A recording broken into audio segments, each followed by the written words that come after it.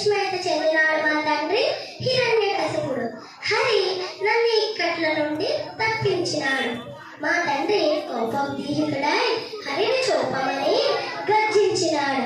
హరి ఎల్ల చోట్లను గలడని నేను విన్నవించినాను. ఈ స్తంభములు గలడేమో చూపమని స్తంభములు వృద్ధలుగా ఉంచినాడు. హరి నరసింహాకారమున ప్రత్యక్షమై మా తండ్రిని వధించినాడు. వధించి భక్త